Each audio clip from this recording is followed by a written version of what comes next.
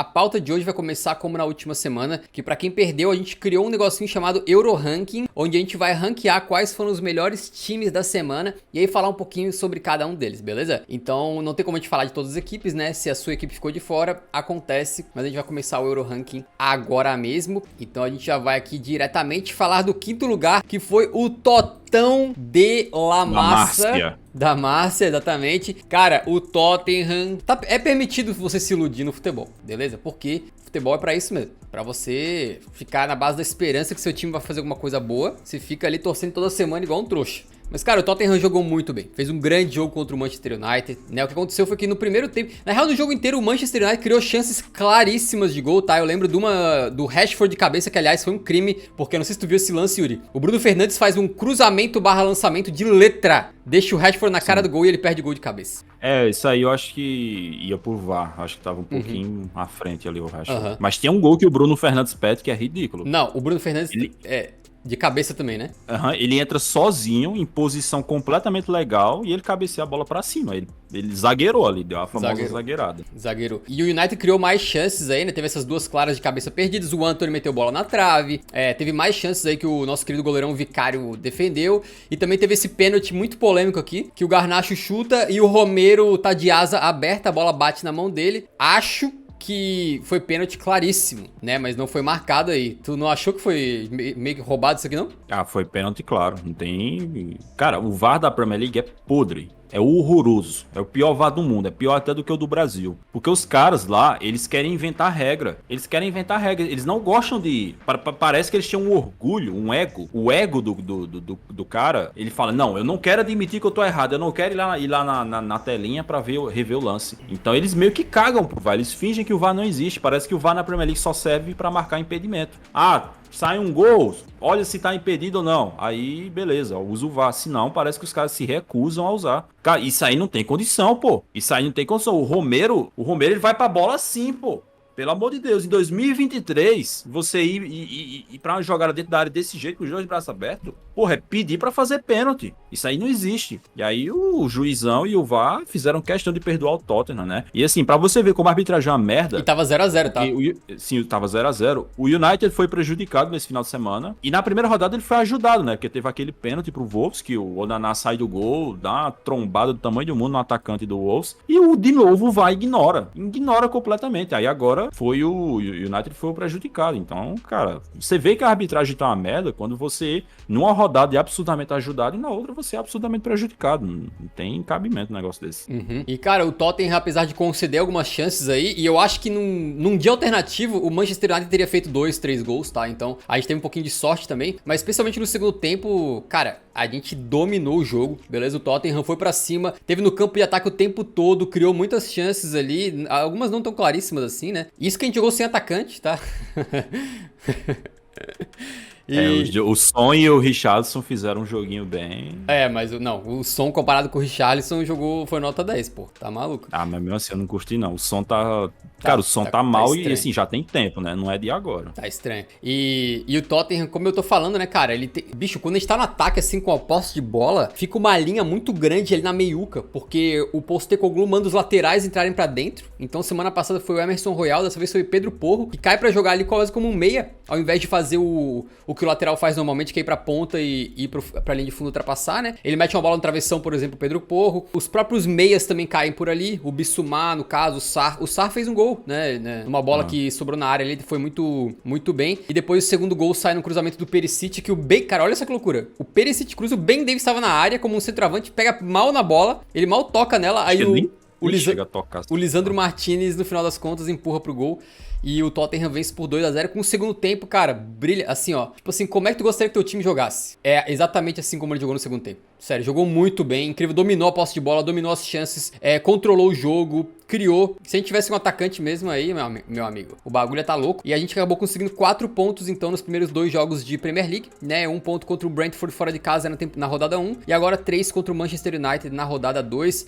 Um desempenho pra deixar a galera, como tu colocou aqui no Twitter, Postecoglou postecoglusada. Eu estou completamente postecoglusado, beleza? Já confiei nesse cara aí, a minha vida nas mãos dele, porque ele sabe o que ele tá fazendo, amigo. Sabe o que ele tá fazendo. O Tottenham, velho, agora só tentando ser um pouquinho racional, um pouquinho menos passional aqui, não é só que jogou bem, velho. Desde a pré-temporada, dá pra ver que o cara tem uma visão de jogo claríssima, tá ligado? Tu sabe como é que o Tottenham vai jogar, tu sabe mais ou menos como é que vai ser o jogo, se a gente conseguir aplicar a tática que a gente quer botar em campo. E é um jogo super ofensivo, super corajoso, com muita participação de vários jogadores. E ele tem, nesse começo de temporada, subido o nível de alguns caras aí, cara. Pô, o que o Bissouma jogou, não sei se tu viu o jogo do Tottenham. O que o tal do Bissouma, que nas mãos do Conte, o Conte mal usava ele, porque supostamente não se encaixava de forma tática na equipe. O que o Bissouma jogou foi um absurdo. Tu viu o jogo, não? Vi sim, e assim, cara, um retrato do jogo do Manchester United que faz com que seja preocupante essa falta que o Højlund tá fazendo, né? O Højlund nem estreou ainda pelo Manchester United. Isso aí, inclusive, foi um azar danado, né? Porque, porra, eles finalmente conseguem contratar o 9. Aí o cara chega lesionado. Aí, pô, já tá desfalcando o United durante jogos importantíssimos de começo de temporada. E isso foi um reflexo no placar, porque, cara, o Manchester United teve 22 finalizações contra o Tottenham, sendo que 6 foram no gol. E não conseguiram fazer gol, né? Então, uma pontaria muito ruim. De novo, o United foi prejudicado pela arbitragem, tá? A gente já falou sobre isso. Mas também teve mal na hora da finalização, porque o United criou chances de gol, poderia ter saído na frente no placar, poderia ter marcado contra o Tottenham, mas estava muito preciso, chegou até a meter bola na trave com o Antony também, a finalização inclusive muito boa do Antony, a bola pega na trave, mas de maneira geral a equipe realmente estava com a pontaria muito, muito ruim.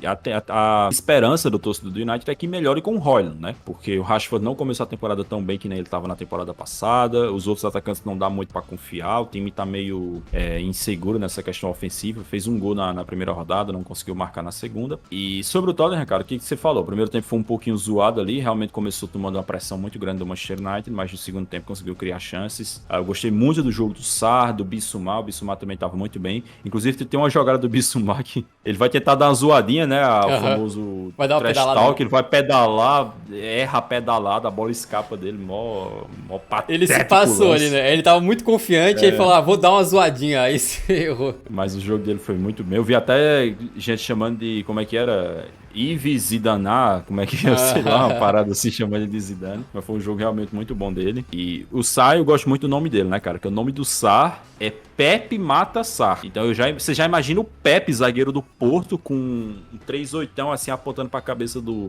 Ismaila Sarr do Olympique Marseille, tá ligado? Porque é um nome muito específico, um nome muito curioso. E também um detalhe importante é que o Richarlison foi muito mal nesse jogo, tá? Muito mal, péssimo. E aí ele sai do jogo puto da vida, xingando tudo, apontando.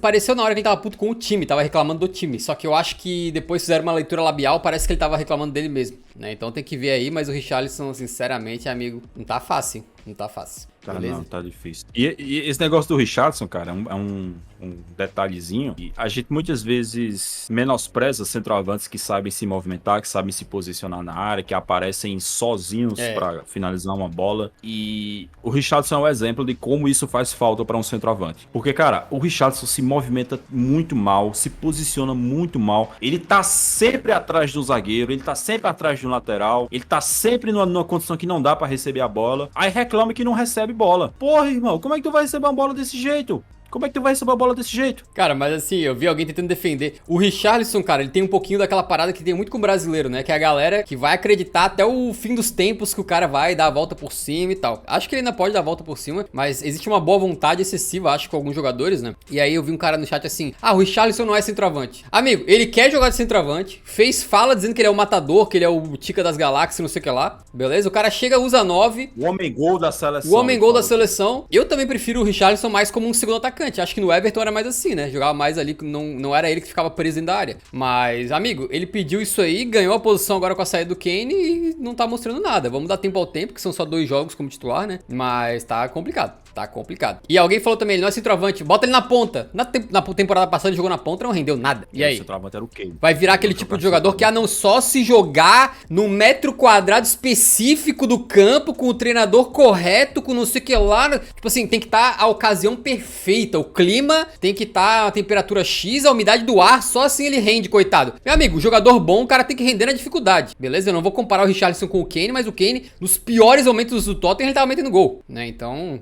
Todo respeito aí, não dá pra ficar passando tanto pano não, mas assim, 2 jogos, calma, vamos esperar que, quem sabe daqui a pouquinho ele não volta. Por falar em Harry Kane, o quarto da lista aqui do nosso Euro Ranking é, obviamente, o Bayern de Munique. O Bayern de Munique que começou a temporada sendo atropelado pelo RB Leipzig, né? Agora na estreia da Bundesliga, o Kane começou jogando, com 4 minutos de jogo ele dá uma assistência pro Sané. Foi bem bacana, né? Uma bolinha que... Na real, ele solta a bola pro Sané no meio campo, assim, o Sané parte com o campo livre, né? E acaba fazendo o gol dele. Depois ele recebe um passe do Alphonso Davies e acaba fazendo o primeiro gol dele com a camisa do Bayern de Munique, né? Comemorou daquele jeitinho dele. Tá sendo muito amado lá, viu, cara? Muito apoio, assim. Deu pra ver no final do jogo, ele tava rindo com o Thomas Tuchel, todo mundo vindo abraçar ele e tal. O Tuchel elogiou muito ele. E depois, no finalzinho do jogo, ainda tem mais um gol do Sané, que foi muito legal, porque, cara, o Miller, né? É um cara especial mesmo, né? O bicho tá lá, tá no banco agora, entrou, jogadinha de sempre, sacou? Tocou, apareceu na frente, devolveu pra trás, o Sané guardou mais uma assistência pra conta do Miller. E ainda teve, antes de fechar o jogo, um gol do Matistel, que é uma joia aí, tá? Um jogador muito especial mesmo, espero que ele vingue, tá com 18 anos agora e marcou logo na primeira rodada. Então, o Bayern de Munique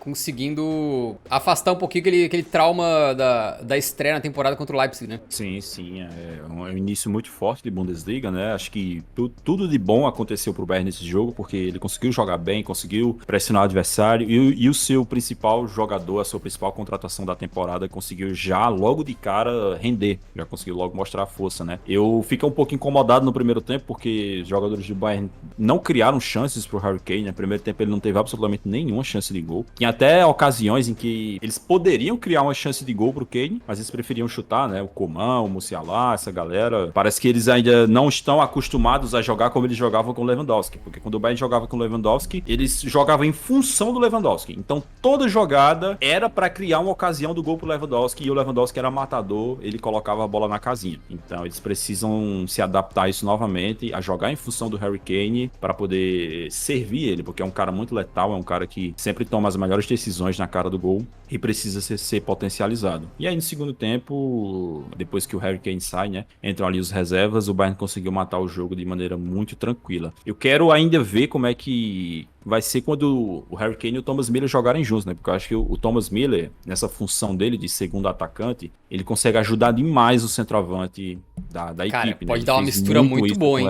Pode dar uma mistura muito Exatamente. boa. Porque ao contrário do... Não que o Leva fosse um bagre, né? Um cara muito ruim em termos de passar, mas o Harry Kane ele é mais especial nessa questão de armar a jogada. Então pode até que ser uma combinação que de repente o Kane consiga facilitar pro Müller, né? Não só o contrário. Eles podem alternar, né? Uma hora um tá na área, outra hora o outro sai pra servir um. Então acho que tem tudo pra dar certo, né? Infelizmente o Müller agora perdeu um pouquinho de espaço, especialmente com o crescimento do Musiala, que atua nessa faixa como meio atacante, um pouco mais avançado. Mas é um time muito empolgante, esse time do Bayern de Munique, né, cara? Do meio pra frente é fantástico. Kimmich, Goretzka, Musiala, Coman, Sané, Harry Kane. Porra, quantas equipes do mundo tem um meio campo pra frente tão qualificado que nem tem esse Bayern de Munique? Agora a questão é do Thomas Tuchel, né? Elenco ele tem. Porra, não dá pra reclamar do 11. É bizarro, cara. Assim, você tem eu até esperava que o Kim Min-jae fosse entrar no lugar do Upamecano, mas ele entrou no lugar do De Ligt, né? Pelo menos nessa primeira rodada da Bundesliga. O gol é preocupante.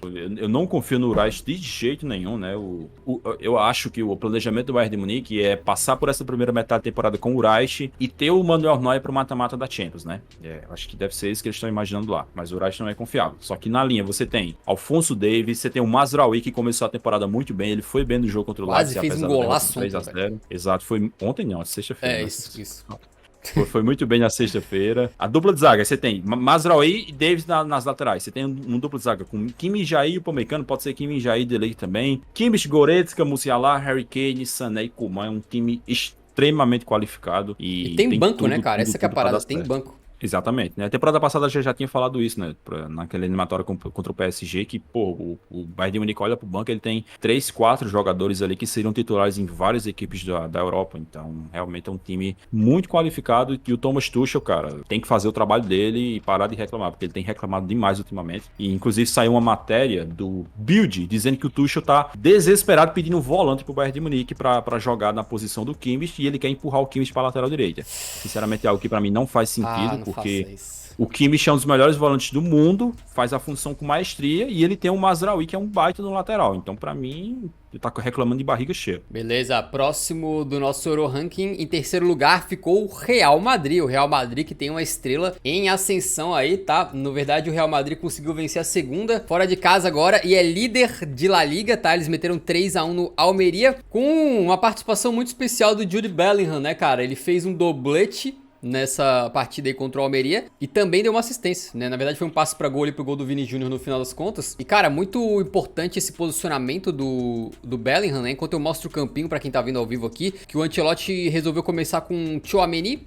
Valverde, Kroos e Bellingham. Então mudando aí o Camavinga pelo Kroos, né? Em relação ao último jogo do Real. Eu acho que a tendência vai ser essa. Tipo, eu acho que nessa temporada vai ser mais raro a gente ver o Real Madrid começando com o Modric e o Kroos. Eu acho que vai ter muitas alternâncias ali. Um jogo começa o Modric, outro jogo começa o Kroos, ou então não começa nenhum dos dois, porque são dois jogadores veteranaços e que estão em último ano de contrato. Pode até ser que os dois se aposentem ao final dessa temporada. Então acho que o Real Madrid vai fazendo essa transição aos poucos. O Kroos jogou muito bem, né, cara? Deu assistência. Meteu um golaço que foi anulado depois, meteu um golaço. Mas o que eu acho que tá mais interessante desse time do Real Madrid é que na ausência de um centroavante, o Ancelotti tá dando muita liberdade pro Bellingham subir pro ataque. E o segundo gol do Bellingham, na verdade, o primeiro que é o de cabeça ou o segundo? Acho que foi o primeiro.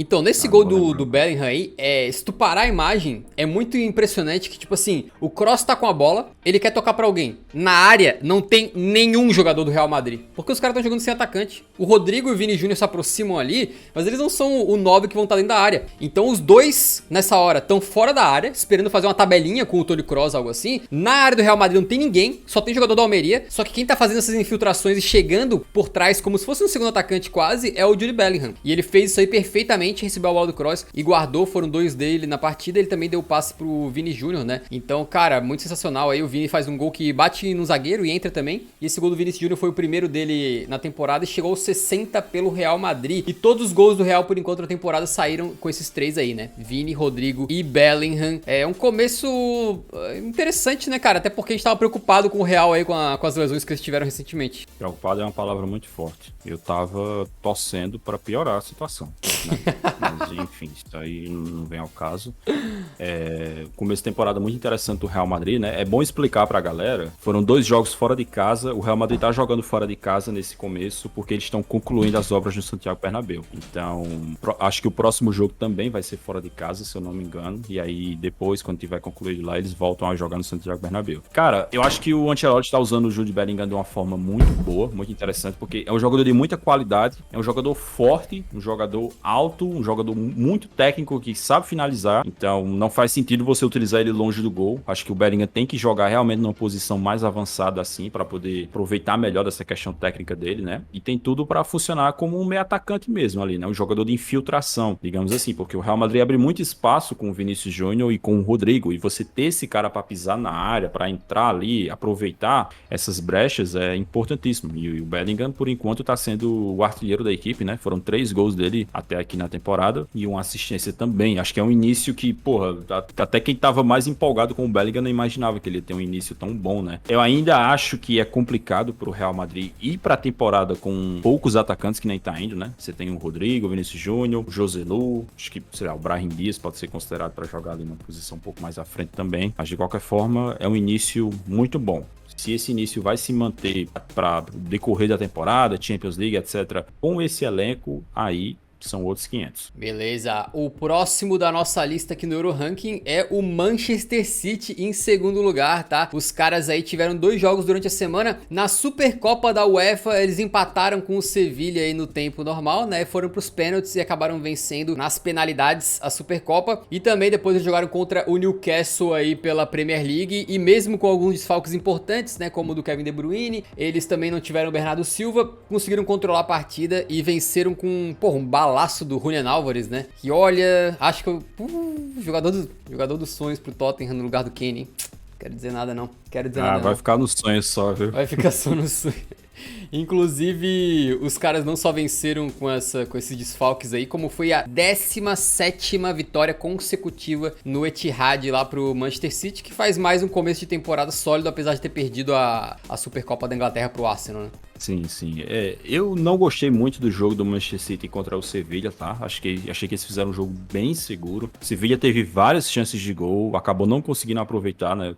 Especialmente pelo En-Nesyri, porque ele faz o gol do Sevilla no jogo, mas ele também perde algumas chances claríssimas. Umas 3 chances claríssimas, pelo menos, o En-Nesyri, cara. Exatamente. Se fosse um time com um ataque mais qualificado, poderia ter dado ruim pro Manchester City. Mas, enfim, conseguiram empatar ali com o Cole Palmer, né? Que tá fazendo um começo de temporada bem bom, marcou na Supercopa da Inglaterra também, e aí venceram nas penalidades. Já o jogo contra o Newcastle, esse sim foi muito bom. Acho que foi um jogo até surpreendente, porque, porra, sem o Bernardo Silva, sem o De Bruyne, com desfalques seríssimos ali, que são praticamente os 2 jogadores mais criativos do time, né? Mesmo assim, o City, porra, dominou o Newcastle completamente. Segundo tempo, até teve um momento ali, quando o Manchester City cansou, porque assim, é bom pontuar já que o Guardiola não fez substituição nessa partida, ele, de novo, né? Ele tá com essa noia dele de não querer fazer substituição em alguns jogos, mas o City cansou e aí o Newcastle chegou a dominar um pouquinho a posse de bola ali, foi pra cima, mas na maior parte do tempo o Manchester City dominou completamente o Newcastle. Poderia ter vencido por mais, né? O Haaland, inclusive, ele perde, acho que umas 2 chances de gol, o Haaland perde ali, que ele poderia ter marcado. Uma delas eu considero uma chance claríssima, que ele chuta pra fora até. Isso é uma coisa do Haaland que, assim, muita gente não destaca, né? Que o Haaland, ele perde muito gol. Tipo assim, a galera adora falar o Mbappé perde muito gol, porque, assim, a galera assiste o Mbappé há mais tempo, né? Ele surgiu pro futebol há mais tempo. Só que o Haaland, ele também perde muito gol. Inclusive, na temporada passada, ele perdeu mais gols do que qualquer jogador nas grandes ligas, se eu não me engano. Claro que assim, um time como o Manchester City cria muitos gols, cria muitas chances. E aí, quanto mais chances de gol o centroavante tem, mais chances ele tem de perder essas chances de gol. E aí o Haaland acaba perdendo algumas. Eu acho que nessa discussão, talvez, se a gente fosse fazer uma análise de dados, assim, o mais importante seria olhar a porcentagem de conversão, né? E não o número de chances perdidas. Porque se tu cria muito, tu vai acabar perdendo mais. Então, é isso que eu tô falando. Tipo, se você cria muitas chances claras para um centroavante, ele tem mais chances de perder essas chances. Já tô repetindo chances aqui demais. Daqui a pouco eu tô falando do Alexis Sanchez.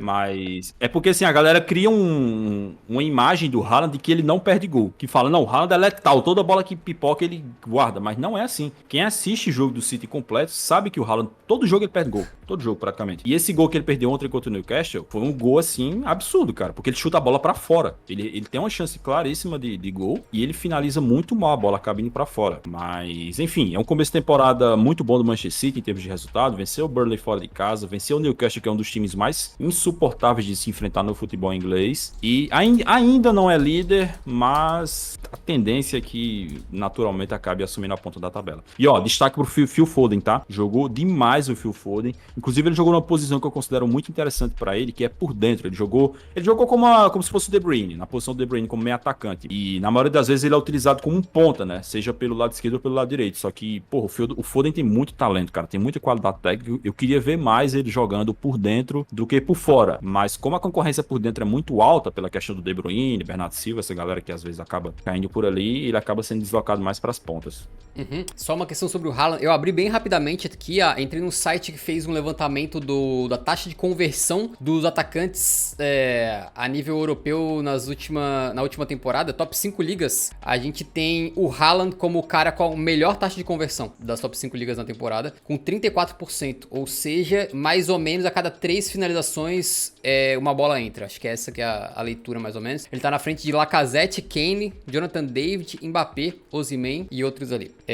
Então realmente tem essa questão do volume, né? Volume de chances criadas aí, ele acaba perdendo bastante também. Vamos seguindo para o próximo item do Euroranking, então, que é o líder, Brighton. Caraca, quem poderia imaginar, né, que o trabalho do De Zerbi, que estava muito bom na última temporada, começaria desta maneira. Em 2023-24, o nosso querido Brighton tinha goleado na primeira rodada, né? E agora simplesmente atropelou o Wolverhampton fora de casa com a partida brilhante aí do Mitoma. E os caras, velho, tipo assim, foram 8 gols marcados, né, cara? 6 pontos aí em 2 partidas. E mesmo perdendo jogadores importantes importantes, né? Vale lembrar, só o meio-campo foi estraçalhado, né? O De Zerbi perdeu o Caicedo e o McAllister, simplesmente os dois principais jogadores. Aí também perdeu o Robert Sanchez, tudo bem, não era mais goleiro titular, mas ainda assim um jogador importante, né, da equipe. E o bicho continua mantendo um nível absurdo, né, cara? Então tá um treinadoraço aí que consegue fazer com que o Brighton tenha estatísticas absurdas. O Squawka levantou aqui que desde que o De Zerbi estreou como técnico do Brighton na Premier League, o Brighton da Massa é o time com mais finalizações, 574, mais finalizações corretas, 22, mais... Não, 22 só deve estar errado. 22 finalizações corretas desde que ele chegou. Acho que isso é média, viu? Não, porque senão seria 574 chutes, né? Enfim, tá um pouquinho estranho isso aqui. Mas mais gols de jogadas open play, como é que chama? Não é bola parada, né? Com bola rolando, 57. E o maior número de gols esperados, quase 70. Então, realmente, só tirando esse dado aqui do mais chutes, certo que certamente tá errado. O restante Talvez aí são... seja 222. Deve ser, né? Ou 220, não sei por aí. Então, o Brighton liderando em algumas estatísticas que a gente esperaria o quê? Que o City estivesse liderando, talvez, né? Então tá realmente incrível. A gente teve uma coisa curiosa que foi o Gary Lineker, né? Ex-jogador inglês aí, grande craque, que é comentarista atualmente, disse: o Brighton está jogando como o Brasil. Amigo, queria que o Brasil estivesse jogando como o Brighton. Essa que é a verdade. O Gary Lineker deve estar com a ideia do Brasil das antigas na cabeça. O Brasil da época dele, né? O Brasil da época que ele era jogador. Não atualmente, com certeza, né? E o nosso querido Mitoma, que faz um começo de temporada muito forte, né? Muito sólido. E acabou fazendo um baita de um golaço ontem, uma arrancada absurda, né? Ele vai pra cima, os caras... Também a defesa do Wolverhampton, sinceramente, né? Mas o cara arranca, vai pra cima e faz o gol dele. Então... A defesa do Wolverhampton teve um desempenho muito bom contra o Manchester United, né? Não. Mas, cara, sabe um dado curioso? O Wolverhampton jogou muito bem contra o United. Fiquei chocado que eles foram humilhados ontem. Exatamente. Não, o Wolverhampton ele é muito freguês do Brighton. Tem vários jogos nas últimas temporadas que o Brighton trucidou eles. Então, parece que os caras tremem quando vem a garça do Brighton lá na frente deles. E, cara, acho que vai depender muito de como é que forem as próximas rodadas, né? Mas se o Brighton ganhar mais uma e mais uma, a gente vai começar a se levantar aquele questionamento. Ih, rapaz! Até quando? Até quando? Não, eu não boto fé, não. Não bota fé, não? Brigar pela Premier League? A galera fala, vai ser um novo Leicester, mas assim, tem que entender que o contexto do Leicester é muito específico. Porque o Leicester, ele teve uma coincidência de ter alguns jogadores incríveis ali, históricos, inclusive, Kanté, Vardy, Mahrez. Um treinador que encontrou um sistema tático simplesmente perfeito, que foi o Claudio Ranieri. E os times do Big Six estarem em uma temporada zoada. O Manchester United estava na temporada zoada, o Manchester City estava na temporada zoada, o Liverpool, porra, nem se fala. O Chelsea, então, naquela temporada foi podre. Tanto que quem disputa esse título com o Leicester é o Totão da Márcia, né? O vice-campeão daquela Premier League é o Arsenal, mas o Arsenal assume a vice-colocação nas últimas rodadas. Quem disputou mais tempo foi o Tottenham. Então, aquela é uma temporada super específica em que a concorrência estava mais baixa. E aí o Leicester se aproveitou disso e papou a Premier League. Mas nessa daqui, ao contrário, a concorrência nessa Premier League aqui tá muito alta. É um time histórico do Manchester City, né? Um dos melhores times da história da liga. Tem um time chatíssimo do Newcastle, outras equipes aí que estão vindo muito bem, como o Arsenal, como o Manchester United. Então, eu acho muito difícil, cara. Muito, muito difícil. Mas de repente, assim, ó, eu não duvido que peguem uma Champions. Isso que eu ia falar. Talvez não brigar pelo título, mas de repente ser um Newcastle da temporada passada, assim, digamos. Não, plenas condições de pegar uma Champions, se mantiver o desempenho, né? Porque a gente vê muitas equipes assim que tem um elenco curto, que às vezes começam a temporada muito bem, mas depois ali quando alguns jogadores começam a entrar numa fase ruim, o cara não tem opção. Ele olha pro banco e, pô, não tem o que fazer. E aí acaba caindo de rendimento. Mas se conseguir fazer uma temporada boa mesmo, conseguir manter esse desempenho, acho que tem tudo pra brigar por vaga de Champions até o final. Mas brigar pelo título, acho bem difícil. O Brighton, que é bom nas contratações, né? Se vender o Mitoma, já tem substituto. Chama Enciso, o nome do camarada, sul-americano. E ontem deu 2 assistências. Inclusive, muito curioso. Uma pela ponta esquerda e uma pela ponta direita. Alternando ali, o cara deu 2 espaços pra gol. E eles têm o artilheiro da Premier League até aqui, que é o artilheiro conjunto, né? O Solly March, que tá empatado com o Mbeumo. Os dois com 3 gols. Ele fez 2 nessa partida contra o Wolves. 2 gols, assim, bem até parecidos. Assim, uma jogada parecida. Então tá aí, o Brighton termina a semana 2 do Euro Ranking na liderança aqui, né? Meio inesperado, na frente de City, Real Madrid, e na liderança da PL também. E na liderança da Estão Premier League, liderando. exatamente. Então esse aí foi Duas vitórias por 4-1, saldo mais 6. Vamos ver como é que vai ser na... A pressão tá aumentando. Os caras lá no vestiário do Brighton já estão pensando, puto, cara, a gente tá liderando o Euro Ranking, o que é que a gente vai fazer agora? Tem que manter a pegada, que é pra gente não cair Ó, com a posição lá. E olha, explicando uma regra pro pessoal rapidinho, time que for derrotado, um abraço. Tá? Porque não faz sentido a gente colocar um time que foi derrotado entre os 10 melhores da semana. Então, se empatar, ele até pode se manter no ranking, cair em alguma posição ali. Mas se for derrotado, não tem como a gente manter. Então, se o Brighton, mesmo tendo esse começo muito bom, se na semana que vem ele for derrotado, penca para 30º colocado. tá, olha só. Meu medo, sabe o que é, cara? Chelsea começa mal a temporada, aí fica lá pra 10º. Aí o Todd Boyle acorda numa manhã, pensa assim, Pochettino, já Elves, passa um zap pro Poke, manda ele embora e liga lá no Brighton. Ó, queremos mais uns 2, 3 jogadores de vocês, mas principalmente queremos o De Zerbi. Tu não acha que... Pô, cara, eu fico com medo de alguém tirar ele de lá, cara, durante a temporada aí. Ah, eu acho que vão tirar, mas eu não sei se... Eu não sei quem. Eu acho que, por exemplo, cara, o Guardiola, ele elogia tanto o De Zerbi, que eu não duvido que ele já tenha indicado ele pra ser o próximo técnico do Manchester City. Tipo, muita gente acha que vai ser o Kompany, mas o Guardiola, ele fala tão bem do De Zerbi, cara, toda vez que ele fala. Inclusive, ele chegou a dizer que o Brighton tinha a melhor saída de bola da Europa na temporada passada, que eu, sinceramente, não vou estranhar se o De Zerbi for o próximo treinador do Manchester City. Então tá aí, curioso, né?